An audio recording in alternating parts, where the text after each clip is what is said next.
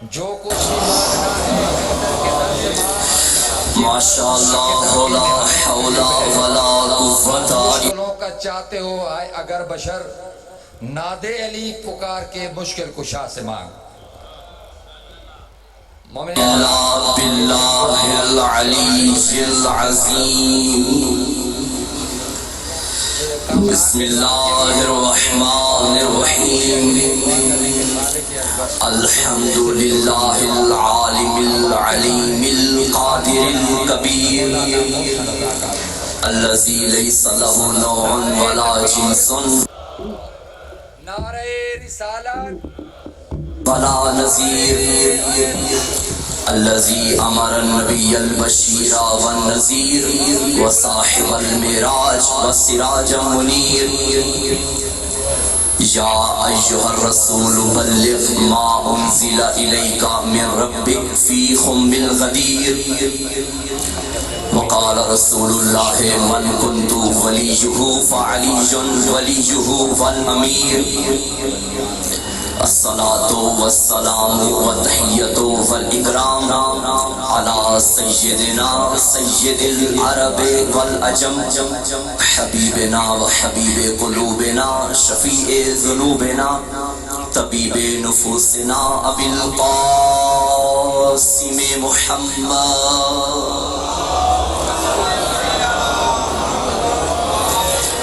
ثم الصلاة والسلام والتحية والإكرام على آله الطيبين الطاهرين المعصومين المظلومين المنتخبين المنتجبين.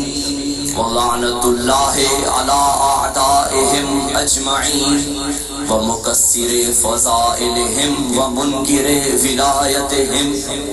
اما بعد فقد قال رسول الله صلى الله عليه وآله وسلم بسم الله الرحمن الرحيم. ان الحسين مصباح الهدى.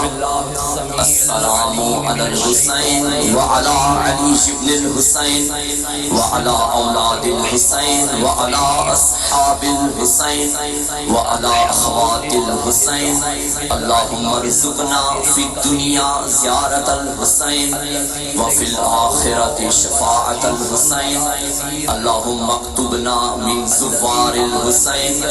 اللهم اجعلنا من الباقين في عزاء الحسين برحمتك يا ارحم الراحمین. اپنی اپنی دعاؤں کو قبولیت کی منزل تک پہنچائیے. درود سہارا کر لیجیے بآواز بلند صلوات.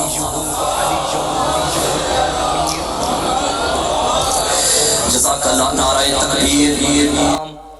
علی سیدنا سید العرب والعجم حبیبنا و حبیب قلوبنا شفیع ذنوبنا طبیب نفوسنا ابی القاسم محمد.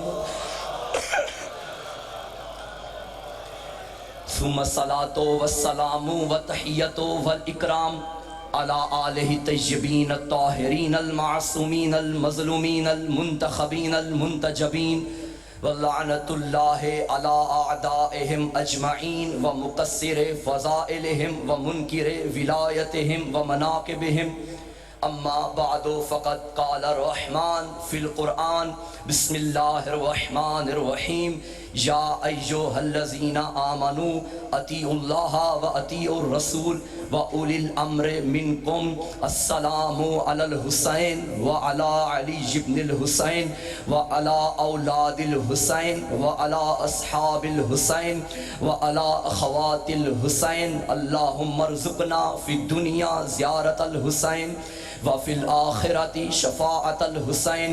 اللهم اكتبنا من زوار الحسين واجعلنا من الباقين في عزاء الحسين. صلوات. صلی علی محمد.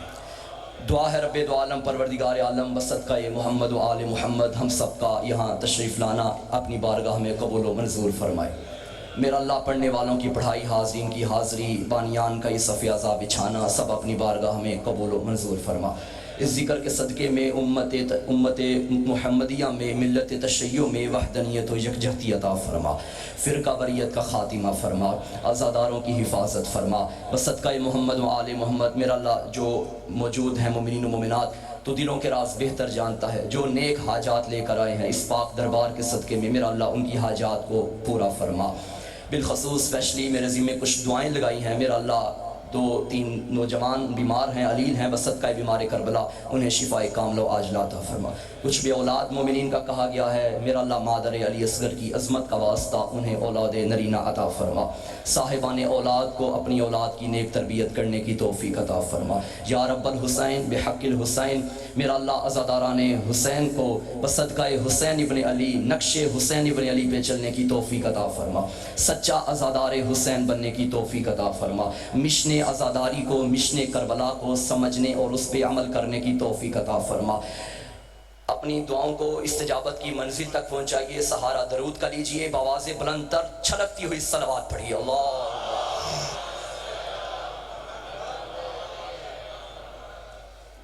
اجازت ہے بات شروع کی جائے۔ علی بہار چمن، علی امام زمن، علی وقار دل و جان، علی روح چمن، علی عروج فصاحت، علی کمال سخن، علی عرب کے اندھیروں میں حق کی کرن، علی ولی سے گریزہ نہ ہو خدا کے لیے، علی تو قوت بازو ہے مصطفیٰ کے لیے۔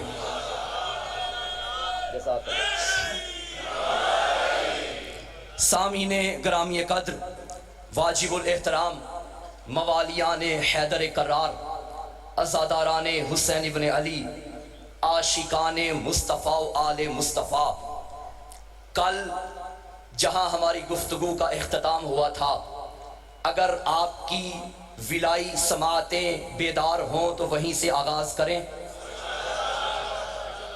ہم نے کل، جو مومنین کل نہیں آئے تھے، کل کی تقریر کا خلاصہ آپ کی خدمت میں عرض کر دیتے ہیں۔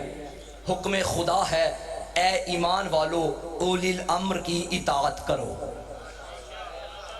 تو اولی الامر کی اطاعت کرتے کرتے ہم نے ذرا ان بندوں کو قرآن سے ڈھونڈا کہ جن کی اطاعت سے منع کیا گیا ہے۔ سورہ احزاب کی آیت ہم نے پڑھی تھی جس میں اللہ نے فرمایا لا تطیع الکافرین والمنافقین، خبردار نہ کافروں کے پیچھے چلنا ہے نہ منافقوں کے پیچھے چلنا ہے۔ کل کی تقریر میں ہم نے ان کافروں کی پہچان کروائی تھی کہ جن کے پیچھے چلنا حرام ہے۔ آج میرا دل ہے ان منافقوں کی بھی پہچان کروا دوں۔ اگر منافق پہچانے جائیں گے اور کافر پہچانے جائیں گے، یعنی جب وہ بندے ہم پہچان لیں گے کہ جن کی اطاعت کرنا حرام ہے، پھر وہ ہستیاں ہمیں واضح نظر آ جائیں گی جن کی اطاعت کرنا واجب ہے۔ منافق کسے کہتے ہیں میں اپنی زبان سے نہیں بتاؤں گا، دہلیز زہرا کا بھکاری، نبی کا سچا صحابی جابر بن عبداللہ انصاری رضی اللہ تعالی عنہ، میں جناب جابر کے بارے میں تعارف کرواتے ایک جملہ کہوں، یہ وہ عظیم ہستی ہے کہ جسے اللہ نے اتنی زندگی عطا کی تھی۔ اس نے پہلے محمد کا دور بھی دیکھا، اس نے علی ولی کا دور بھی دیکھا، جناب جابر نے مولا حسن کا دور بھی دیکھا، جناب جابر نے مولا حسین کا دور بھی دیکھا، جناب جابر نے مولا سجاد کا دور بھی دیکھا، جناب جابر نے مولا باقر کا دور بھی دیکھا۔ یہی وجہ ہے کہ پاک پیغمبر نے فرمایا تھا اے جابر اللہ تجھے اتنی لمبی زندگی عطا کرے گا کہ تیری ملاقات میرے ایک بیٹے سے ہوگی جس کا نام میرے نام جیسا ہوگا، جس کی کنیت میری کنیت جیسی ہوگی، نام محمد ہوگا، لقب باقر ہوگا، جب ملنا مجھ محمد کا سلام کہنا۔ پاک پیغمبر نے جب ملنا مجھ محمد کا سلام کہنا۔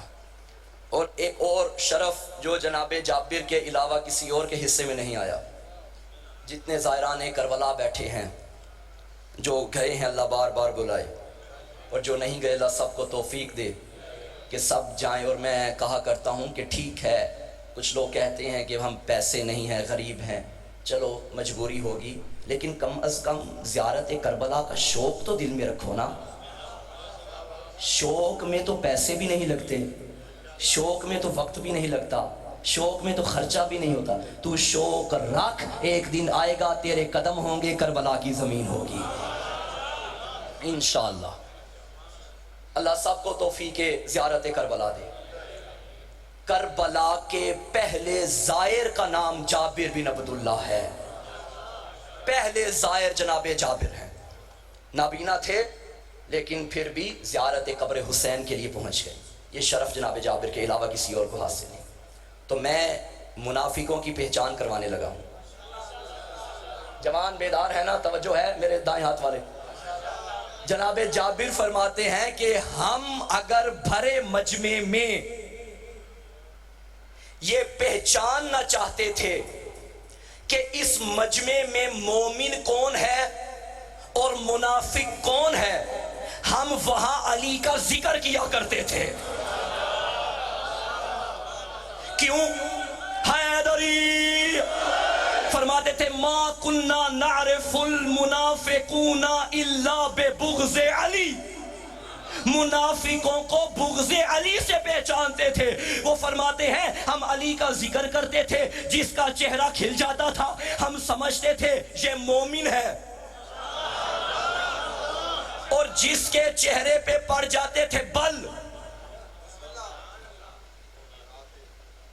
یہ جناب جابر اپنی طرف سے نہیں فرما رہے، وہ فرماتے ہیں میں نے تو مصطفیٰ سے سنا ہے، یا علی لا یحبک الا مومن ولا یبغضک الا منافق، اے علی تجھ سے محبت وہ رکھے گا جو مومن ہوگا، بغض وہ رکھے گا جو منافق ہوگا۔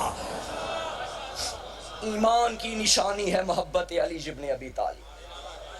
خدا کی قسم ناز کیا کرو، بن مانگے اللہ نے یہ نعمت عظمی تمہیں عطا کر دی ہے۔ تمہیں اللہ چاہتا تو کسی اور کے گھر میں پیدا کر دیتا، تم کیا کر سکتے تھے؟ اللہ نے تمہیں اس ماں کی جھولی میں بھیجا جس کی زبان پہ ورد ناد علی تھا، جس کی زبان پہ علی علی کی لوریاں تھیں۔ تمہیں دودھ بعد میں پلاتی تھی، علی علی کی لوریاں پہلے دیتی تھی۔ تمہیں دودھ بعد میں پلاتی تھی، علی کے قصیدے پہلے سناتی تھی۔ تم اس گھر میں آئے ہو جس کی چھت پہ سرکار عباس کا علم لگا ہوا ہے۔ تم اس گھر میں آئے ہو جس کی الماری میں نہج البلاغہ سجی ہوئی ہے۔ تم اس گھر میں آئے ہو جس کے گھر میں صحیفہ سجادیہ پڑی ہوئی ہے۔ تم اس گھر میں آئے ہو جس گھر کے مصلے پہ خاک شفا پڑی ہوئی ہے۔ تم اس گھر میں آئے ہو جس کے مصلے پہ بیٹھنے والے نماز کے بعد تسبیح زہرا پڑھتے ہیں۔ تم اس کے گھر میں آئے ہو جس گھر میں دعائے کمیل پڑی ہوئی ہے۔ تم اس گھر میں آئے ہو جس گھر میں دعائے توسل پڑی ہوئی ہے۔ تم اس گھر میں آئے ہو جس گھر میں مفاتیح الجنان پڑی ہوئی ہے۔ ارے اتنی نعمتوں کے بدلے میں اگر ہم ایک سجدے میں بھی ساری زندگی گزار دیں، زندگی ختم ہو سکتی ہے، حق کے شکر ادا نہیں ہو سکتا۔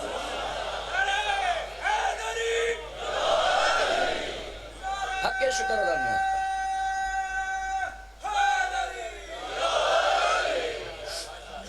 حق کے شکر ادا نہیں ہو سکتا۔ اللہ نے اتنی عظیم نعمتیں ہمیں عطا کی، جب نعمتیں اس نے بھیجی ہیں ہماری طرف اور ہمیں نعمتوں والے گھر میں بھیجا ہے، تو کیا ہمارا حق نہیں بنتا کہ ان نعمتوں کو بحال رکھیں؟ پریشان تو نہیں ہو گئے بھائی؟ جب میرے گھر میں دعائے کمیل موجود ہو اور مجھے توحید کا پتہ نہ ہو، میری چھت پہ غازی کا علم ہو اور نیچے میں گانے سنتا ہوں، میرے گھر میں مصلے میں خاک شفا ہو، مصلہ میں نے کبھی کھولا نہ ہو، میرے گھر میں تسبیح سیدہ ہو اور مجھے پتہ نہ ہو کہ تسبیح میں پڑھنا کیا ہے، میرے گھر میں دعائے توسل ہو، ناز کیا کرو۔ اگر گناہ گار ہو نا، یہ زمانے کا دستور ہے عزیز و جوانو جاگنا، یہ زمانے کا دستور ہے۔ دو بندے، دو دوست آپس میں ناراض ہو جائیں نا اور پھر سلو کرنا چاہیں اور وہ شرمندگی کے مارے سامنے نہیں جاتے بلکہ کسی تیسرے بندے کو اندر واسطہ بناتے ہیں کہ بھائی آپ آؤ نا ہماری سلو کروا دو، مجھ سے گستاخی ہو گئی ہے، میں اس کے ماتھے نہیں لگ سکتا۔ اللہ نے یہی کہا تھا، اے بندہ اگر تو اتنا بڑا گناہ گار ہے نا نا اور تجھے میرے دربار میں آتے ہوئے شرم آتی ہے تو پریشان نہ ہو، میں نے تیرے پاس 14 رہبر بھیجے ہیں، میں نے تیرے پاس 14 وسیلے بھیجے ہیں، ان میں سے کسی کا دامن پکڑ کے میری بارگاہ میں آ جا، پھر میں جانوں تیری بخشش جانے۔ اللہ نے تجھے راہبر عطا کیے، جی اللہ نے تجھے ایسے راہبر عطا کیے۔ ہائے ہائے ہائے ہائے۔ تو میں کیا عرض کر رہا تھا کہ منافق وہ ہوتا ہے جو دل میں بغض علی رکھتا ہے۔ یہ ایک ایسا تھرمامیٹر ہے نا ذکر علی کہ جس سے خاندانی موسمی حالات کا پتہ چل جاتا ہے۔ ہاں یہ ناز کیا کرو کہ تمہیں ایسے والدین ملے ہیں، تمہیں ایسا پاکیزہ گھرانہ ملا ہے۔ اچھا اور آیت پڑھیں جن میں اطاعت سے منع کیا گیا ہے۔ لا تطیع الکافرین۔ آپ کو کیا ہوا ہے شاہ صاحب؟ آپ لگتا ہے ٹھیک تو ہے نا؟ ہاں چلیں اچھا، کیونکہ کل آپ ایک مجلس میں مجھے ملے تھے، ماشاءاللہ چہرہ خوش باش تھا، اور آج جو ہے وہ اچھا۔ تو بات کیا کر رہے تھے؟ اطاعت جن سے منع کیا گیا ہے۔ میں نے کل عرض کیا تھا کہ کسی بھی چیز کو پہچاننا ہونا تو اس کی ضد سے پہچانا جاتا ہے۔ یہ جو تار ہے نا، تار، اگر کوئی الیکٹریشین حضرات بیٹھے ہیں تو وہ اس بات کو جانتے ہیں بخوبی، تار میں کرنٹ تب آتا ہے جب مثبت اور منفی تاریں ملتی ہیں۔ خالی مثبت تار ہو پھر بھی کرنٹ نہیں آتا، یا خالی منفی تار ہو پھر بھی کرنٹ نہیں آتا۔ کرنٹ کب آتا ہے؟ جب مثبت اور منفی دونوں آپس میں، اور الحمدللہ میرا وہ مکتب ہے کہ جس میں کرنٹ پایا جاتا ہے۔ ہمارے عقیدوں میں مثبت تار بھی ہے، ہمارے عقیدوں میں منفی تار بھی ہے۔ چلو بندے پریشان ہو گئے ہیں، میں ایک پیار اور محبت بھرا اور ادب بھرا جملہ کہہ دوں، ہم مثبت تار کو پیار سے تولا کہتے ہیں، اور منفی تار کو پیار سے تبرہ کہتے ہیں۔ ہمارے فروع دین مکمل نہیں ہوتے جب تک تبرہ نہ کیا جائے۔ مثبت اور منفی ملیں گے تو کرنٹ آئے گا نا۔ اچھا شیعہ سنی سارے صاحبان تشریف فرما ہے، مجھے بتائیں ہم تمام مسلمانوں کا بنیادی عقیدہ کیا ہے؟ اللہ یعنی توحید، عقیدہ توحید امت مسلمہ کا بنیادی عقیدہ ہے۔ اس عقیدے میں بھی کرنٹ تب تک نہیں آئے گا جب مثبت اور منفی تاریں نہیں ملیں گی۔ ہمارا جو کلمہ ہے اور بھائیوں کا جو کلمہ ہے، شیعہ سنی صاحبان سارے تشریف فرما ہے، لہذا میں دونوں کی بات کروں گا۔ ہمارے بھائیوں کا کلمہ ہے لا الہ الا اللہ محمد رسول اللہ، بس آگے فل سٹاپ۔ لیکن ہمارا کلمہ لا الہ الا اللہ محمد رسول اللہ علی ولی اللہ وصی رسول اللہ و خلیفاتہ بلا فصل، یہ ہے ہمارا کلمہ۔ ایسا ہی ہے نا؟ یعنی بھائیوں کا کلمہ محمد رسول اللہ کے بعد ختم، ہمارا کلمہ یہاں ختم نہیں ہوتا۔ رسالت کی بات بعد میں کریں گے، پہلے آئے توحید کی بات کرتے ہیں کہ اس میں کرنٹ کیسے آتا ہے۔ لا الہ الا اللہ یہ بظاہر ایک جملہ ہے، لیکن اس کے اندر دو مفہوم ہیں۔ ایک ہے لا الہ، کوئی معبود نہیں ہے، یہ جملہ ہے یا نہیں ہے؟ جوان آپ بتائیے گا یہ منفی جملہ ہے یا مثبت؟ شاباش، نیگیٹو جملہ ہے۔ کوئی معبود نہیں ہے، اگر بالفرض آگے والا حصہ نہ ہو، الا اللہ نہ ہو، اور میں کہہ دوں لا الہ کوئی معبود نہیں، توحید مکمل ہوگی؟ اس سے تو اللہ کی معبودیت کا بھی انکار ہو رہا ہے۔ لا الہ کوئی معبود نہیں یعنی اللہ بھی معبود نہیں، لیکن میں نے کرنٹ پیدا کرنے کے لیے مثبت جملہ بھی جوڑا، الا اللہ، اللہ ہے، سوائے اللہ کے کوئی معبود نہیں۔ مثبت اور منفی ملے تو توحید میں کرنٹ آیا۔ اب رسالت میں کرنٹ دکھاؤں؟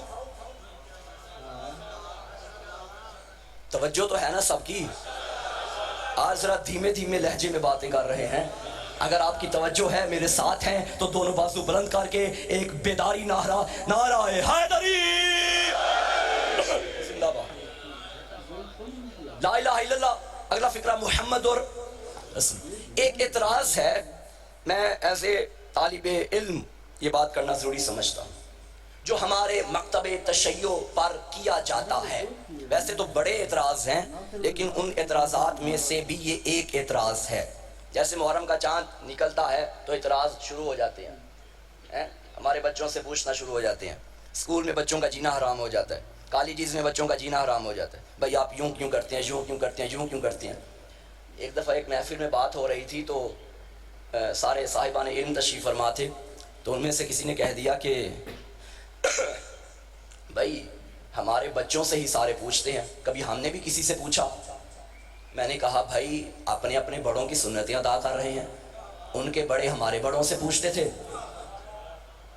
آج ان کے بچے ہمارے بچوں سے پوچھ رہے ہیں، اور ہمارا تو کام ہے جواب دینا، اور جواب دیتے آ رہے ہیں اور دیتے رہیں گے. ان میں سے ایک اعتراض یہ ہے کہ شیعہ حضرات ختم نبوت کے قائل نہیں ہیں. ویڈیو بن رہی ہے، پوری ذمہ داری سے کہہ رہا ہوں.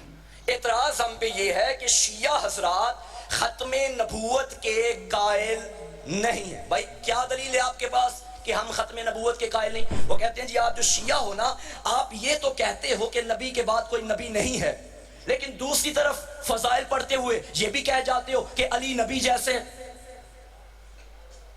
ایسا ہے یا نہیں بھائی؟ علی نبی جیسے، علی کردار میں نبی جیسے، علی گفتار میں نبی جیسے، علی رفتار میں نبی جیسے، علی کا اٹھنا نبی کا اٹھنا. میں ببانگے دوہل ڈنکے کی چوٹ پہ، منہ مٹکے میں ڈال کے نہیں، لاؤڈ سپیکر میں، ہزاروں کے مجمع میں، ویڈیو کیمرے کی موجودگی میں، جہاں تک میری آواز جا رہی ہے، لائیو دیکھی جا رہی ہے ہر جگہ، دیکھو زمانہ سنے، ہم عقیدہ ختم نبوت کے قائل ہیں، اور ہم یہ بھی کہتے ہیں کہ علی نبی جیسے ہیں. علی کا کردار نبی کا کردار، علی کی گفتار نبی کی گفتار، علی کی رفتار نبی کی رفتار، علی کا اٹھنا نبی کا اٹھنا، علی کا بیٹھنا نبی کا بیٹھنا، علی کا سونا نبی کا سونا، علی کا گوشت نبی کا گوشت، علی کا خون نبی کا خون، علی سے محبت کرنے والا نبی سے محبت کرنے والا، علی سے بغض رکھنے والا نبی سے بغض رکھنے والا، علی سے جنگ کرنے والا نبی سے جنگ کرنے والا، علی کا وہی نبی کا، جو علی کا وہی نبی کا، علی کا اٹھنا نبی کا اٹھنا، علی کا بیٹھنا نبی کا بیٹھنا،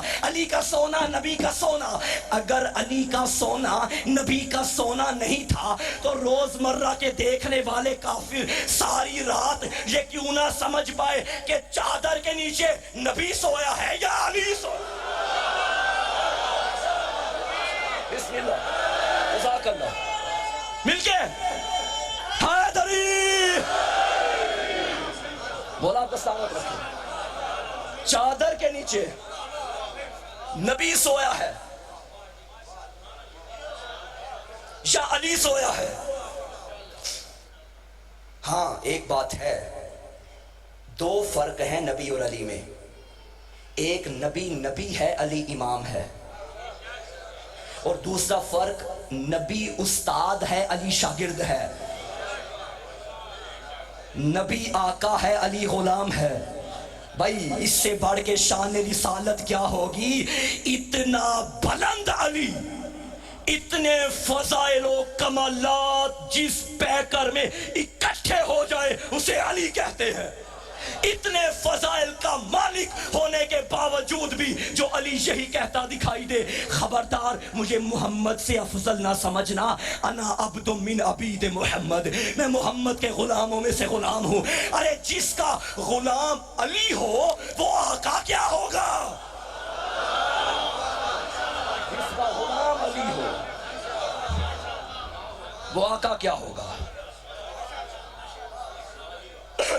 تو کرنٹ تمہیں علی ولی اللہ چبھتا ہے نا، آج اسی کانٹے کو پھول بنا کے جاؤں گا.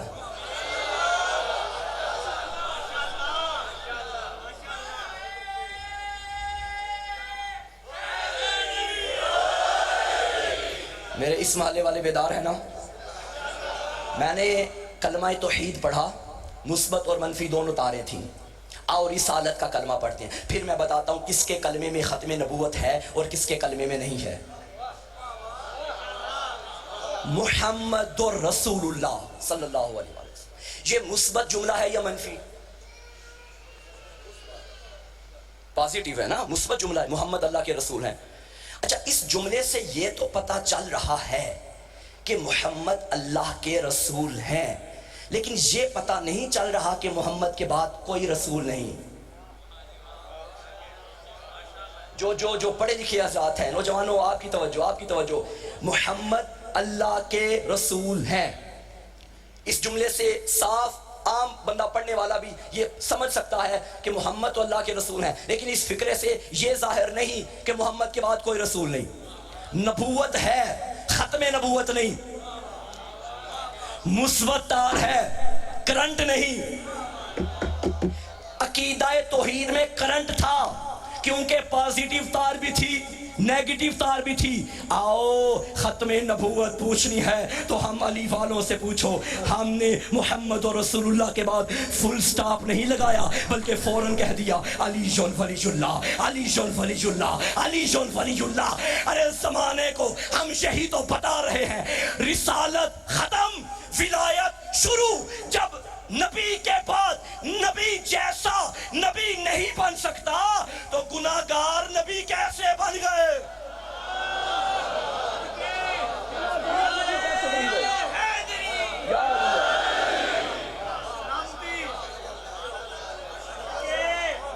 مولا آپ کو سلامت۔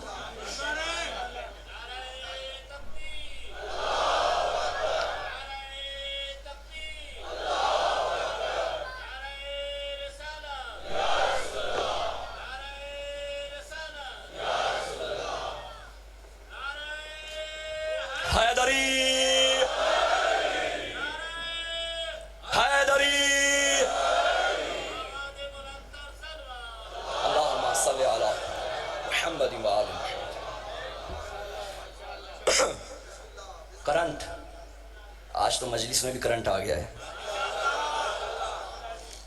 اچھا، کلمہ توحید میں بھی کرنٹ آ گیا، کلمہ رسالت میں بھی کرنٹ آ گیا۔ اللہ کے علاوہ کوئی معبود نہیں، محمد رسول ہیں، محمد کے بعد کوئی رسول نہیں ہے۔ نبوت کا دروازہ غدیر کے میدان میں ہوا بند، ولایت کا دروازہ کھلا، امامت کا دروازہ کھلا، اور وہ قیامت تک کھلا ہوا ہے۔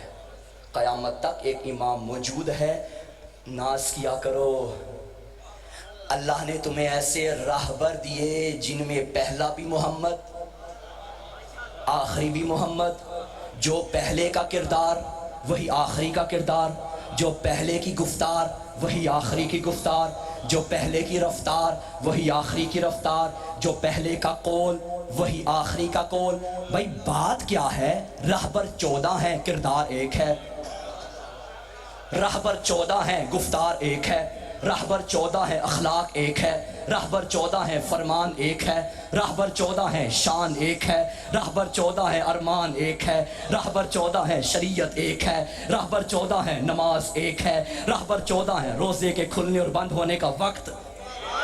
راہبر 14 ہیں، حج کا طریقہ ایک ہے۔ راہبر 14 ہیں، خمس کا طریقہ ایک ہے۔ راہبر 14 ہیں، زکوٰۃ کا طریقہ ایک ہے۔ بھئی یہ کیا وجہ ہے؟ جتنے راہبر ہونے چاہیے اتنی ہی تو شریعتیں بھی ہونی چاہیے تھی، جیسا ہے۔ لیکن یہاں راہبر 14 کردار ایک، راہبر 14 مذہب ایک، راہبر 14 شریعت ایک۔ کیوں؟ کیونکہ ان راہبروں کو بنانے والے بندے نہیں ہیں، ان راہبروں کا کردار ایک اس لیے ہے کہ بنانے والا ایک ہے۔ اللہ اکبر۔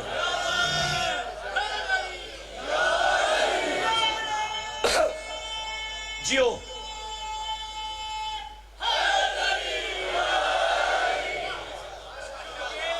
بنانے والا ایک ہے۔ اور خدا کی قسم ناز کیا کرو، جیسے راہبر تمہیں ملے ہیں، تم ڈنکے کی چوٹ پہ سینے پہ ہاتھ مار کے کہہ سکتے ہو میرا امام علی ہے۔ یہ وہ نام ہے جو تمہیں زندگی کے کسی موڑ پہ شرمندہ نہیں ہونے دے گا۔ اس نام سے ہمارا سر اٹھا ہوا ہے، اس نام سے ہماری گردنیں اٹھی ہوئی ہیں۔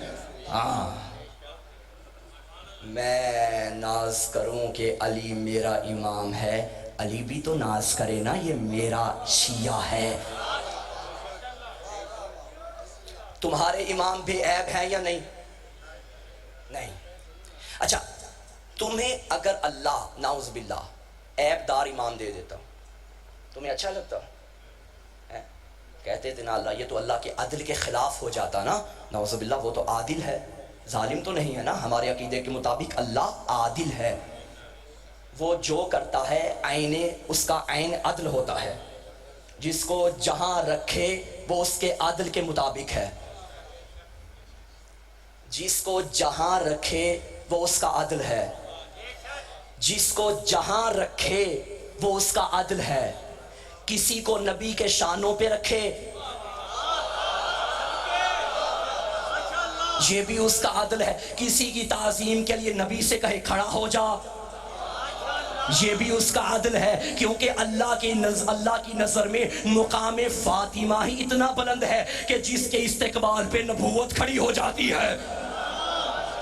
یہ اس کا عدل ہے، یہ اس کا عدل ہے، یہ اس کا عدل ہے۔ آپ کے کیا کہنے، یقین کیجئے آپ کو سنانے کا لطف ہو رہا ہے۔ اللہ اکبر۔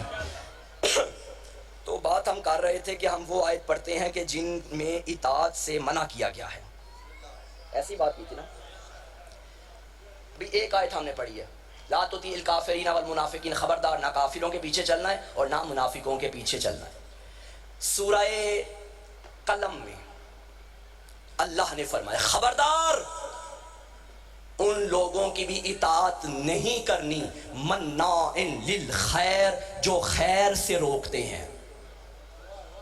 اچھا بندے پریشان ہیں، چلو میں سمجھاتا ہوں یہ خیر کیا ہوتی ہے بھائی، خیر کسے کہتے ہیں؟ کیونکہ قرآن سے باہر تو ہم گفتگو نہیں کر رہے، یہ بھی ہم قرآن سے ہی تلاش کریں گے۔ سورہ طٰہٰ میں اللہ نے فرمایا انا آمنا بربنا لیغفر لنا خطایانا وما اکرہتنا علیہ من السحر واللہ خیر وابقی۔ جب فرعون کے دربار میں جادوگروں کو بلایا گیا، آخرکار سارے جادوگر موسیٰ کے رب پر ایمان لے آئے، اور انہوں نے کہا کہ ہم رب پر اس لیے ایمان لے کر آئے ہیں تاکہ وہ ہمارے گناہوں کو معاف کر دے۔ اور پھر ان کی زبان سے نکلے ہوئے جملے اللہ نے قرآن میں سیو کر لیے، انہوں نے کہا واللہ خیر و ابقا، اللہ ہی خیر ہے اور وہی باقی رہنے والا ہے۔ قرآن نے کہا جو خیر سے روکے اس کے پیچھے نہیں جانا، اور اس آیت میں کہا خیر کون ہے؟ چلو ایک اور خیر تلاش کرتے ہیں۔ وَقِيلَ لِلَّذِينَ اتَّقَوْا مَاذَا أَنزَلَ مِن رَبِّكُمْ قَالُوا خَيْرًا۔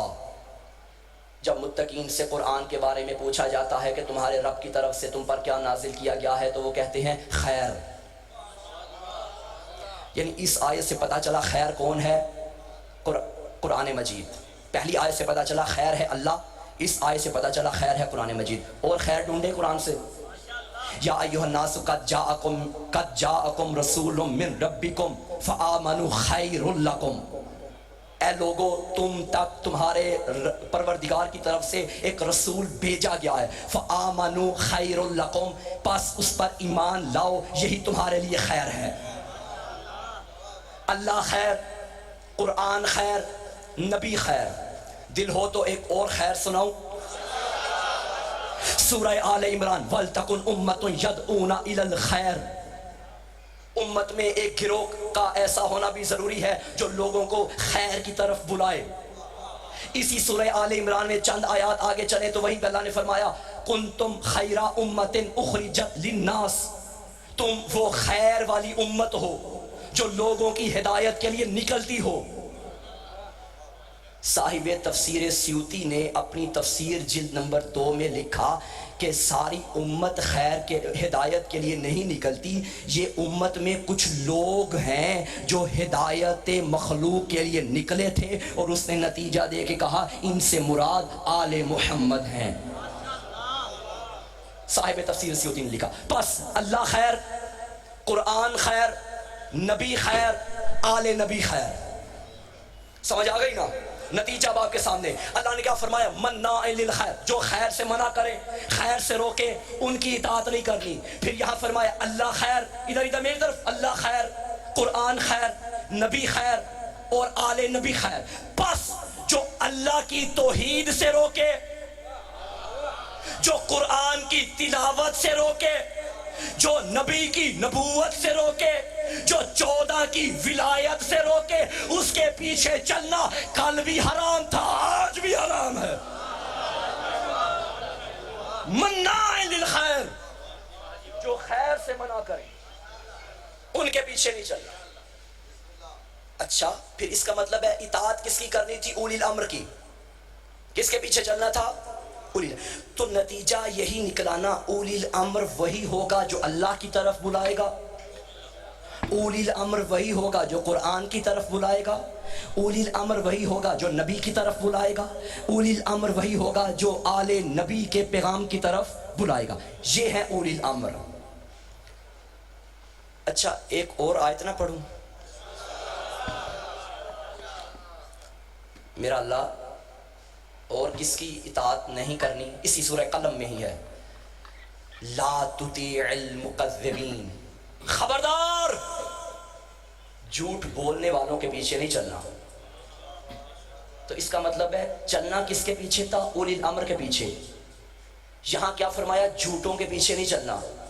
اس کا مطلب ہے جو بھی جھوٹا ہے اولی الامر نہیں ہے۔ اور اولی الامر کی علامت یہ ہے کہ وہ کائنات میں سب سے بڑا سچا ہے۔ اب بھائی سچا کون ہے؟ یہ بھی مصیبت بن گئی، اب یہ بھی تلاش کرنا پڑے گا۔ اب میں وہ آیت پڑھوں گا کہ جو آیت ہماری ماؤں نے بچوں کو لوریوں میں سنائی ہے۔ جو صاحب منبر ایک دفعہ آیت پڑھتا ہے تو بچوں کے ذہن میں بھی ایک میدان آ جاتا ہے کہ آگے آگے نبی تھے، درمیان میں سیدہ تھی، پیچھے علی تھے، ایک شہزادہ گودی میں تھا، ایک انگلی کے ساتھ تھا، عصمت نبوت اور امامت کے پہرے میں تھی، آگے نبی پیچھے علی۔ کیا شان ہے سیدہ کی، قدم آگے بڑھائے تو نبی، پیچھے ہٹائے تو علی۔ یعنی جو جملہ ضائع نہ کیجئے گا، جو صداقت کے کاروان میں علی سے بھی ایک قدم آگے چلے اسے فاطمہ کہتے ہیں۔ اللہ اکبر، اللہ اکبر، اللہ۔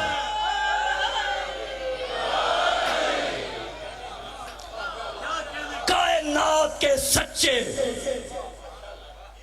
کون سی آیت؟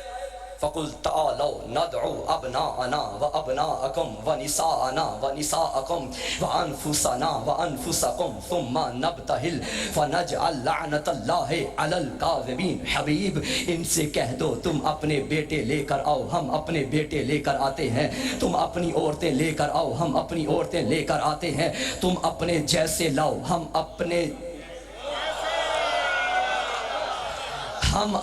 جیسے لاتے ہیں۔ میرا اللہ، دنیا تو کہتی ہے نبی جیسا کوئی نہیں۔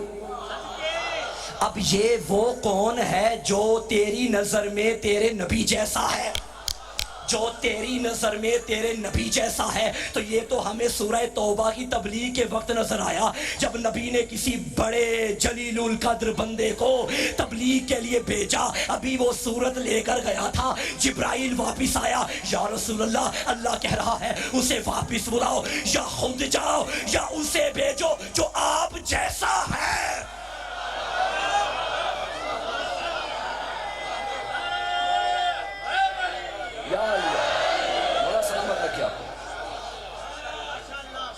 جو آپ جیسا ہے، سب نے لکھا، نبی نے فرمایا یا علی آپ جائیے۔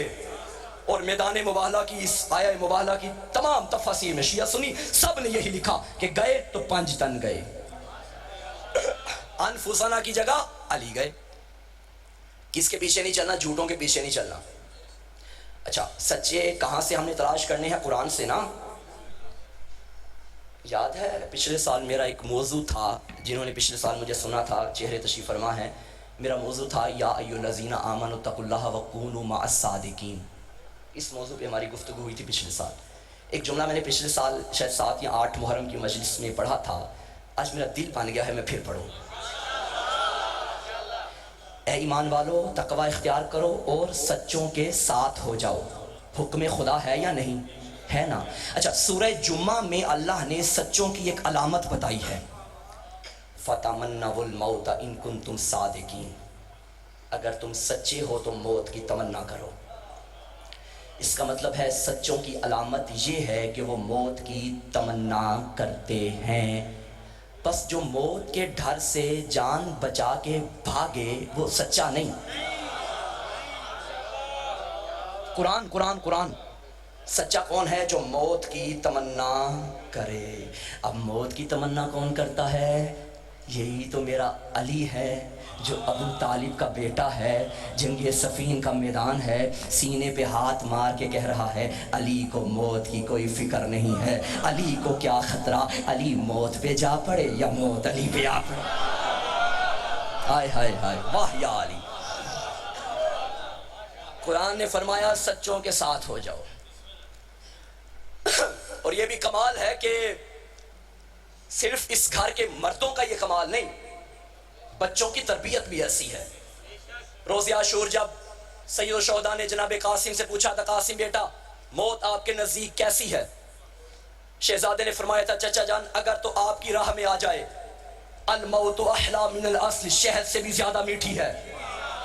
یہ کربلا والوں کی ماؤں کی تربیت کا نتیجہ. اور میرا سلام ان ماؤں بہنوں کو جو یہاں کے بیٹھی ہوئی ہیں، انہوں نے بھی یہ درس کربلا کی ماؤں سے لیا ہے.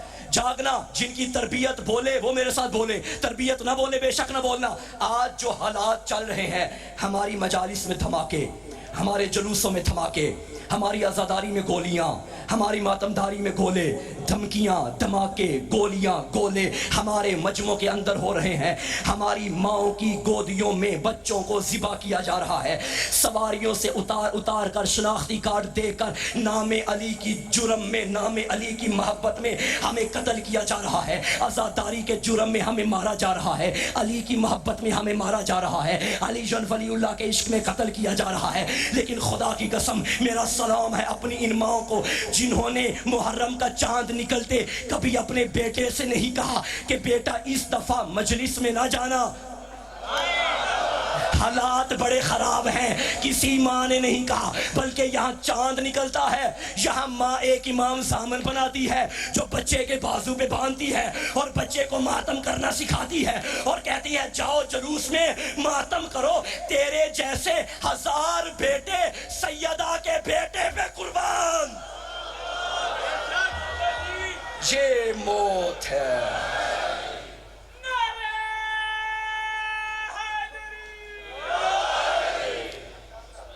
موت سے وہ ڈریں جو موت سے مر جائیں.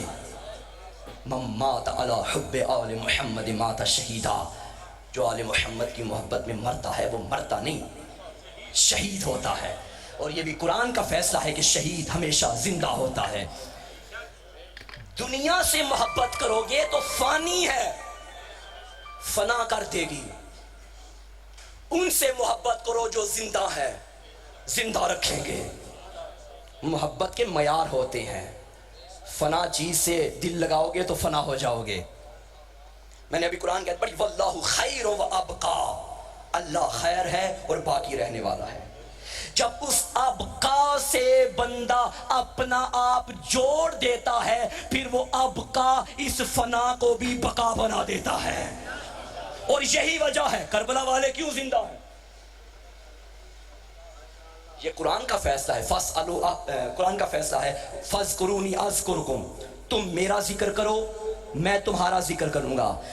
جیسا حسین نے اللہ کا ذکر کیا کسی نے کیا؟ لوگ بولتے ہیں پھیپھڑوں کی طاقت سے، پھیپھڑے جواب دے جائیں تو آواز نہیں نکلتی. پھیپھڑے ہوتے ہیں جسم کے اندر، جسم کربلا میں پڑا ہوا ہے.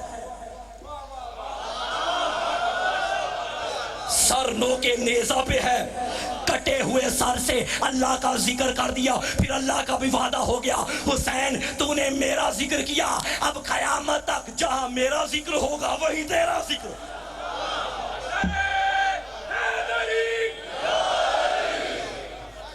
وہی تیرا ذکر ہوگا.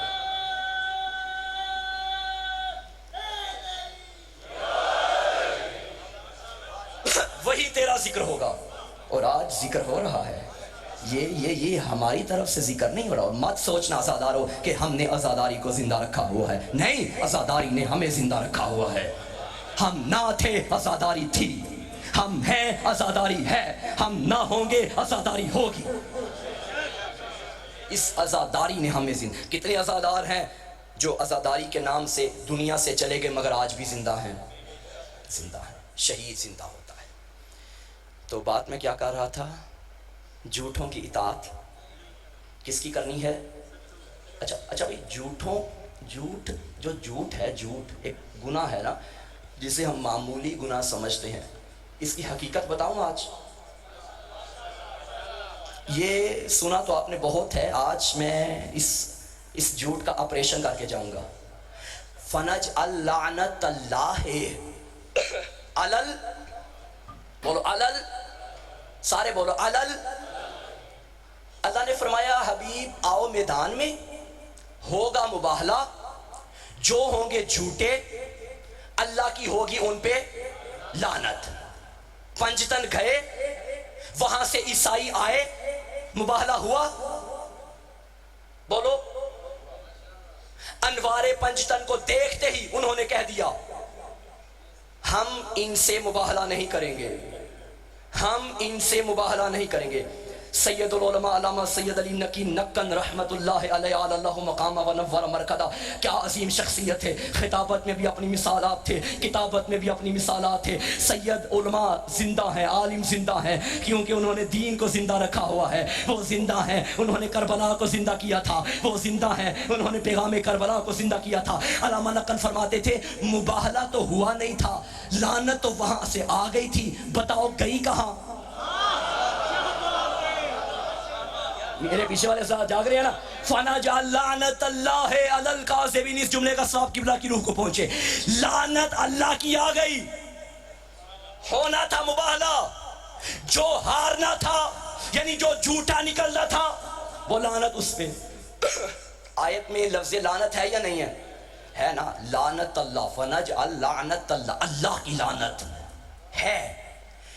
پھر میرا اللہ وہاں سے تو نے بھیجی، مباہلہ ہوا نہیں، یہ گئی کہاں ہے؟ اور ویسے لعنت کو اپنا راستہ پتا ہے، ڈھونڈ لیتی ہے بھائی، آج کی تو نہیں نہ چل رہی، وہ ابلیس کے دور کی، جس کی زندگی اتنی، جس کی عمر اتنی لمبی ہو جائے اسے پتا تو ہوتا ہے نا لعنت کی عمر بڑی ہے۔ فَنَجْعَلْ لَعْنَةَ اللَّهِ عَلَى کاذبین، جھوٹوں پہ اللہ کی لعنت۔ ابلیس کے دور کی ایجاد ہوئی ہے۔ اللہ نے جب اس نے اللہ کے حکم پر آدم کو سجدہ کرنے سے انکار کیا تھا تو وہ لعنت ہی تو برسی تھی نا اس پہ۔ اللہ نے قیامت تک کے لیے لعنت اس کا مقدر بنائی یا نہ بنائی؟ تب سے چلی ہے۔ بلال بھائی فرما رہے ہیں یہ اپنا رستہ ڈھونڈ لیتی ہے، تو پتا چلا کہ جو قرآن نے اصول دے دیا، جو سچوں کے مقابلے میں آئے، اور قرآن نے یہ بھی بتا دیا سچے ہیں یہ 5، اب جو بھی ان 5 کے مقابلے میں آئے یہ لعنت اس پہ برسے گی۔ کوئی محمد کے مقابلے میں آئے یہ لعنت اس کے گھر بھی چلی جائے گی، کوئی علی کے مقابلے میں آئے یہ لعنت اس کے گھر بھی چلی جائے گی، کوئی زہرا کے مقابلے میں آئے یہ لعنت اس کے گھر بھی چلی جائے گی، کوئی حسن کے مقابلے میں آئے یہ لعنت اس کے گھر بھی چلی جائے گی، کوئی شبیر کے مقابلے میں آئے۔ محرم کا چاند نکلا، ہم نے کہا حسین پہ درود ہے، یزید پہ لعنت ہے، حسین پہ درود ہے، یزید پہ لعنت ہے۔ ارے یزید کو رضی اللہ کہنے والوں خبردار، رضی اللہ کی توہین نہ کرو، یزید رضی اللہ نہیں ہے، اللہ کی طرف سے لعنت اللہ ہے، اللہ کی طرف سے لعنت اللہ، کیونکہ سچے کے مقابلے میں آیا تھا۔ یہی حسین میدان مباہلہ میں بھی تھا۔ خبردار، جو خیر سے منع کریں ان کے پیچھے بھی نہیں چلنا، جو جھوٹ بولیں ان کے پیچھے بھی نہیں چلنا۔ اچھا، آپ سارے جو یہاں بیٹھے ہو جھوٹ بولنے والوں کے پیچھے تو نہیں چلتے نا؟ جھوٹوں کے پیچھے تو نہیں چلتے نا؟ سچوں کے ساتھ ہو یا جھوٹوں کے ساتھ ہو؟ سارے بولو، سچوں کے ساتھ ہو یا جھوٹوں کے ساتھ ہو؟ پکی گال ہے، پکی گال ہے، ایویں گال ہے، سچوں کے ساتھ ہو یا جھوٹوں کے ساتھ ہو؟ سچوں کے ساتھ۔ اچھا، بندہ ہو سچوں کے ساتھ لعنت کرے جھوٹوں پہ. میں آپ کی بات تو نہیں کرتا, میں اپنی بات کرتا ہوں. صبح سے لے کے شام تک میں دعویٰ کرتا ہوں میں سچوں کے ساتھ, میں سچوں کے ساتھ, میں سچوں کے ساتھ, مجھے اللہ نے سچے راہ پر دیے, میں سچوں کے ساتھ, جھوٹوں پہ کرتا ہوں لعنت. اب میں سوچوں صبح سے لے کے شام تک کتنے سچ بولتا ہوں, کتنے جھوٹ بولتا ہوں. بھائی قانون دے دیا اللہ نے, جھوٹے پہ ہے لعنت. اور یہ مت سمجھنا کہ میں سید ہوں تو مجھ میں لعنت نہیں برسے گی. یہ بڑا نازک جملہ کہنے لگا ہوں, لعنت رشتہ داری بھی نہیں دیکھتی. ہائے ہائے ہائے ہائے ہائے ہائے, لعنت رشتے نہیں دیکھتی, لعنت کردار دیکھتی ہے. نوح کا سگا بیٹا بھی نافرمان ہو تو وہ بھی لعنتی ہے. لعنت رشتے نہیں دیکھتی. حوصلہ افزائی محسن بھائی بلندہ سارا بھائی. جی آپ کی حوصلہ بہت شکریہ. خدا کی قسم یہ جملے ابھی آ رہے ہیں. جھوٹوں پہ ہے لعنت. اور آپ کے مولا فرماتے ہیں ان الکذب ہوا خراب الایمان. پانچویں امام کا فرمان, جھوٹ ایمان کو کھوکھلا کر دیتا ہے. ایک اور معصوم کا فرمان, لا عبد لا یجد تعمل لا یجد عبد تعمل ایمان حتی یترک الکذب. کوئی بندہ اس وقت تک ایمان کا ذائقہ چکھ ہی نہیں سکتا جب تک جھوٹ بولنا ترک نہ کر دے. ایک چیز ہوتی ہے کھائی جاتی ہے, دل میں بسائی جاتی ہے, ایک ہوتی ہے جو بس چکھی جاتی ہے. مجھے بتاؤ جو ایمان چکھ نہ سکے اس کے دل میں کلے ایمان آئے گا؟ بڑی مشکل بات آ گئی ہے نا. یہ ایسی باتیں بھی سن لیا کریں. سچوں کے در پہ آئے ہو تو سچائی لے کے جاؤ نا. جو ایمان چکھ نہیں سکتا, چکھنا کیا ہوتا ہے, ہونٹ تک آنا ہوتا ہے نا, زبان کی حد تک رہنا ہوتا ہے نا, اندر تو نہیں نا چکھاوٹ جاتی, اندر تو وہ چیز چلی جاتی ہے جسے کھانا ہو, چبانا ہو. چکھنے میں چبانا نہیں ہوتا, چکھنا صرف ہونٹوں تک اس ذائقے تک رہتا ہے.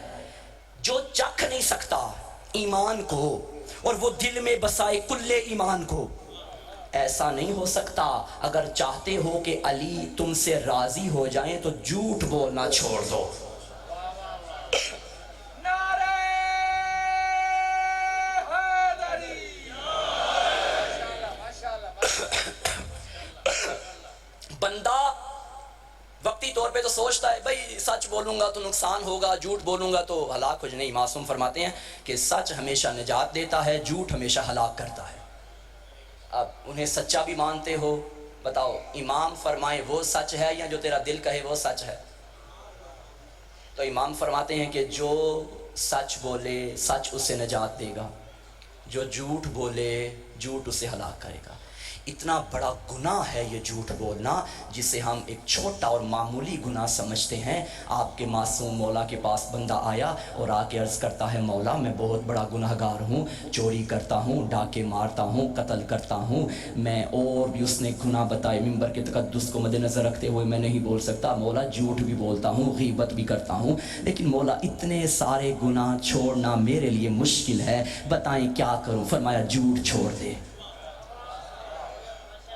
بھائی جھوٹ, اس نے کہا بھائی اتنے بڑے بڑے گناہ ہیں ان کا مولا نے کہا نہیں, اور یہ جھوٹ معمولی گناہ. ٹھیک ہے مولا یہ میں چھوڑ دوں گا, بڑا خوش ہوا کہ چھوٹا ہی گناہ ہے نا, چلو چھوڑ دیتے ہیں, باقی کرتے رہیں گے. واپس آیا, جھوٹ اس نے عہد کر لیا جھوٹ نہیں بولنا. ایک گناہ کی طرف جانے لگا, پھر اسے خیال آیا کل میں جب بارگاہ عصمت میں جاؤں گا تو سرکار مجھ سے پوچھیں گے بتا جھوٹ بولا, وہ تو میں کہوں گا کہ نہیں بولا. اور اگر اور بھی تو گناہ پوچھیں گے نا, اگر انہوں نے کی چوری کی, انہوں نے فرمایا چوری کی, تو اگر تو میں کہوں کہ ہاں کی تو بھرے دربار میں ہو جاؤں گا شرمندہ, اگر کہوں کہ نہیں کی تو یہ پھر جھوٹ. اس نے کہا چلو چوری بھی چھوڑ دو. ایک اور گناہ کی طرف جانے لگا, پھر یہ خیال آیا, کہا چلو اسے بھی چھوڑ دو. ایک گناہ چھوڑنے سے سارے گناہ چھوٹ گئے ہیں. اور آپ کو یاد ہے جو بندہ ایک مرتبہ جھوٹ بول دینا, پھر اس جھوٹ پہ پردے ڈالنے کے لیے کئی جھوٹ بولنے پڑتے ہیں. پھر جتنے جھوٹ اور اتنی لعنتیں.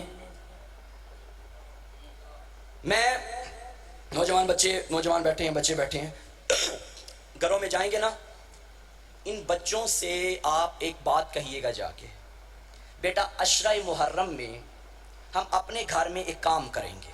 بھئی کیا؟ ہمارے گھر میں جتنی بھی برائیاں پائی جاتی ہیں نا، وہ ساری نکالنا ایک وقت میں مشکل ہو جائے گا. ایسا کریں گے کہ آج کے بعد گھر میں جھوٹ نہیں بولیں گے.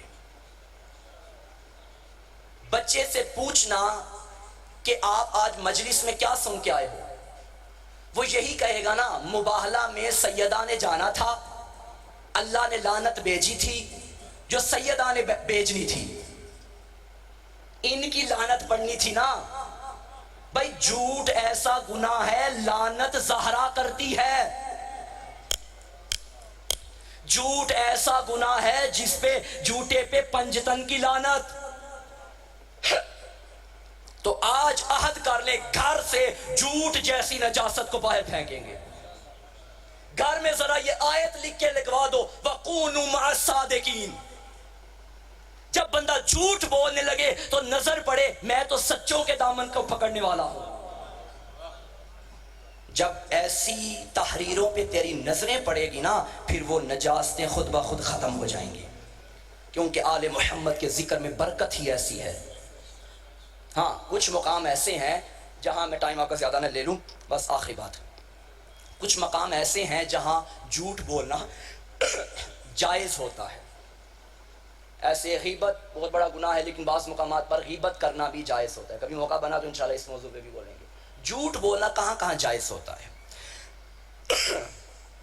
پہلا مقام، 3 مقام علماء اکرام نے تفاسیر میں لکھے ہیں. پہلا مقام، دوران جنگ دشمن کو غافل کرنے کے لیے جھوٹ بول سکتے ہیں. دشمن خدا کو، اب وہ دور نہیں ہے پہلے جو جنگیں ہوا کرتی تھی، یعنی دشمن خدا کو غافل کرنے کے لیے جھوٹ بول سکتے ہیں.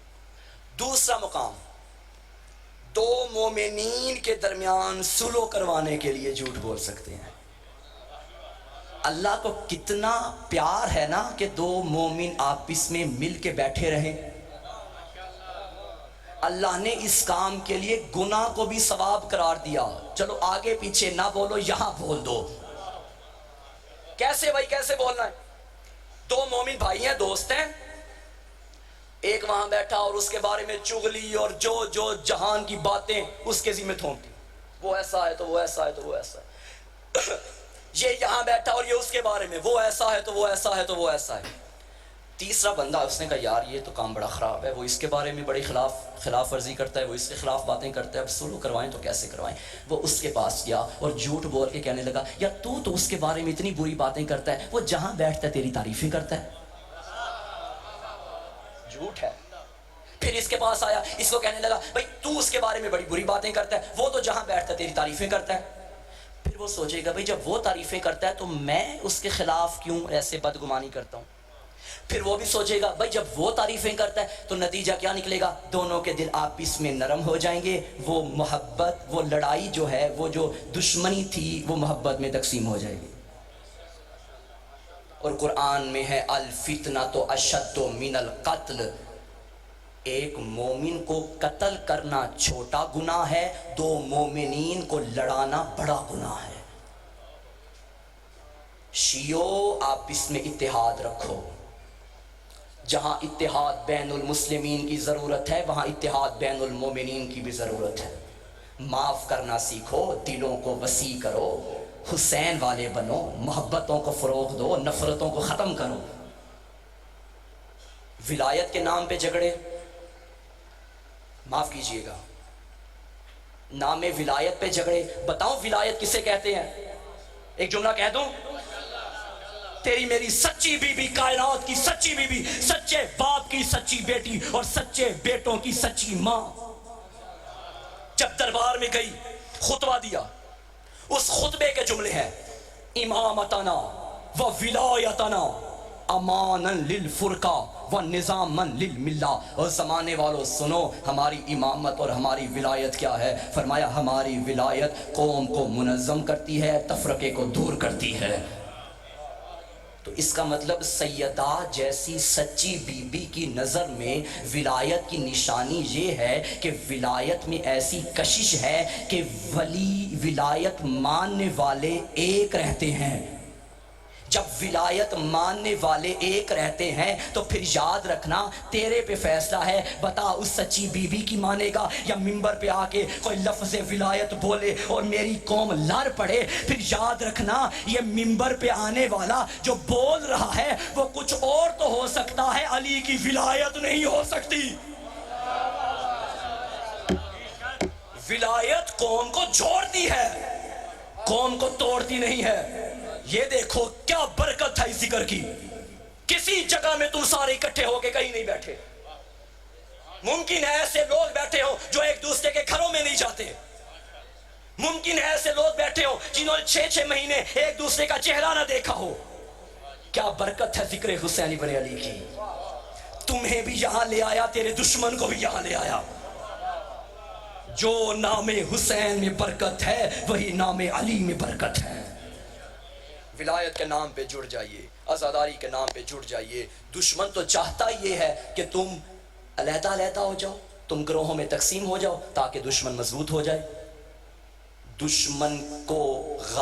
دشمن کو مغلوب کرنے کا بہتر طریقہ یہ ہے اپنی صفوں میں اتحاد رکھو۔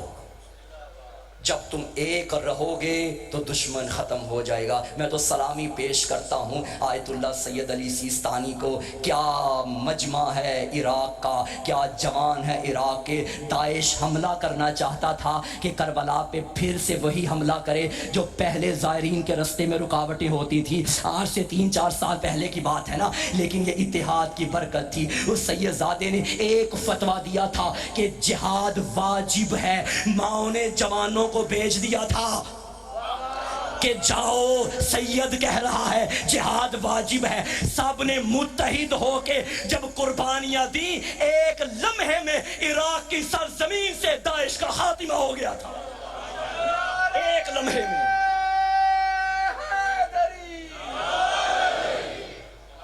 ایک لمحے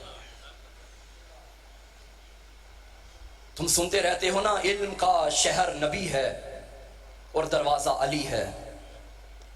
پھر آج میں ایک فکرانہ کہوں، درد کا شہر حسین ہے، دروازہ مسلم بن عقیل ہے۔ یہ وہ شہید ہے کوفے کا جو ایک لمحے میں غریب ہو گیا تھا۔ عزادارو، روایت کہتی ہے 18,000 کوفیوں نے حسین کے ہاتھ پہ مسلم کے ہاتھ میں بیعت کی۔ مغرب کی نماز پڑھائی، بندے کم ہوتے گئے۔ عشاء کی نماز پڑھائی، اب جب مڑ کے دیکھا تنہا مسلم رہ گئے تھے۔ کوفے کی گلیوں سے نا آشنا ہے حسین کا سفیر۔ دشمن نے اعلان کر دیا جہاں جسے بھی حسین کا سفیر مل جائے گرفتار کر کے دربار میں لے آؤ۔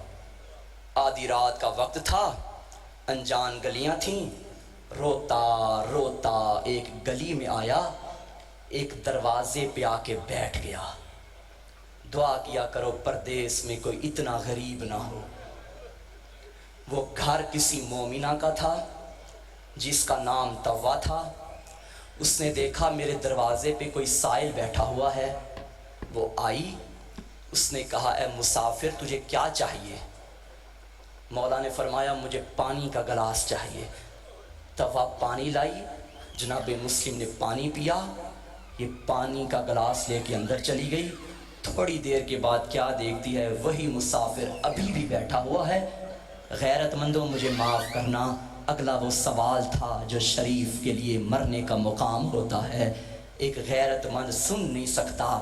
مومنہ آئی ہے دروازے پہ اور آ کے کہتی ہے اے مسافر تو چہرے سے شریف لگتا ہے، لیکن دیکھ میں خاندان شرافت سے تعلق رکھتی ہوں، رات کے اس وقت میرے دروازے پہ نہ بیٹھ۔ عزادارو یہ جملہ سنا مسلم کی آنکھوں سے آنسو جاری ہوئے۔ طوا کہتی ہے روتا کیوں ہے، جا اپنے گھر جا، تیری بیٹیاں تیرا انتظار کر رہی ہیں۔ مسلم کی چیخیں نکلی رو کے کہا توا اپنا گھر وہ دیکھے جس کا کوئی گھر ہوتا. توا کہتی ہے بتا من انتا کون ہے تو؟ رو کے فرمایا انا سفیر الحسین ابن علی، میں حسین کا سفیر ہوں.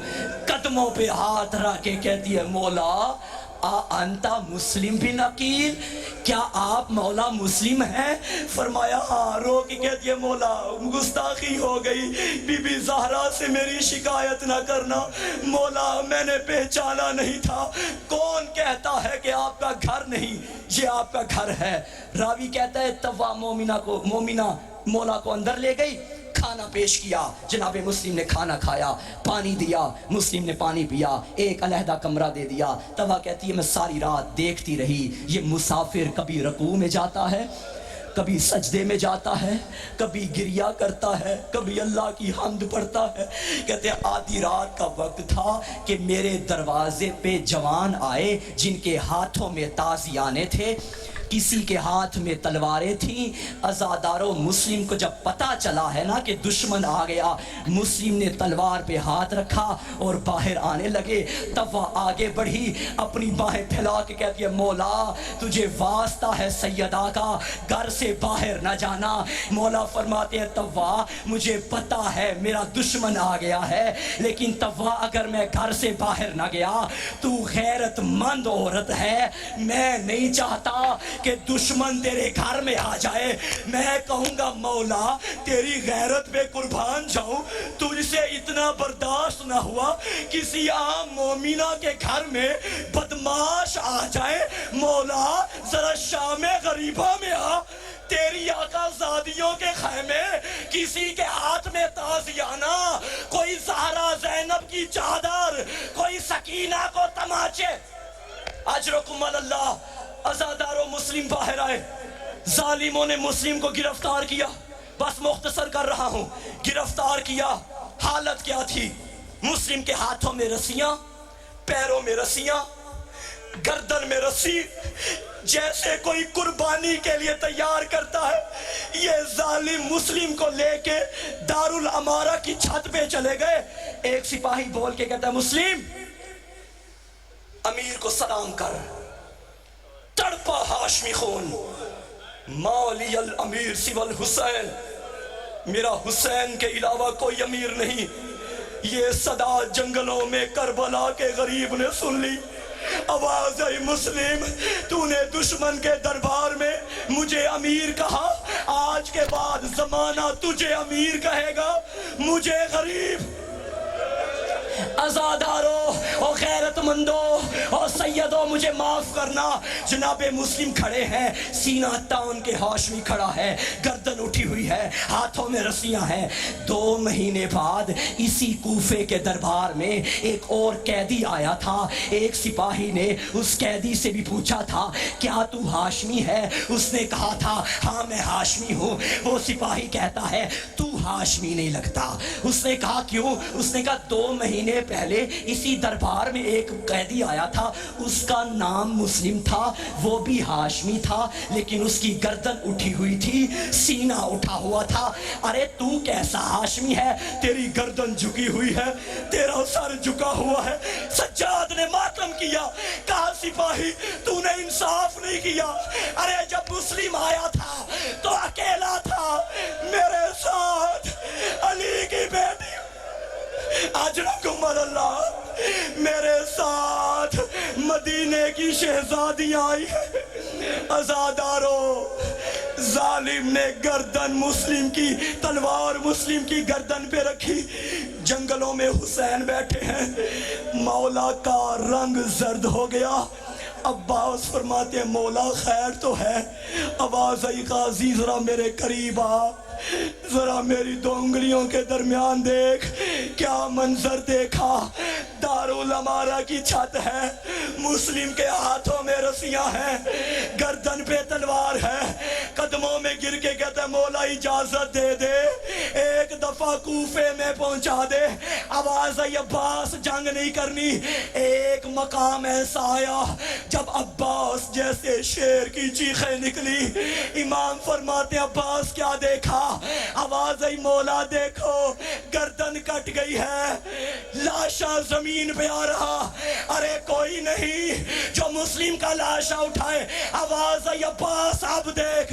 کیا دیکھا؟ ایک کالے برقعے والی بی بی, ہاتھ پہلو پہ. آواز آئی مسلم اور میں بقیہ چھوڑ آئی.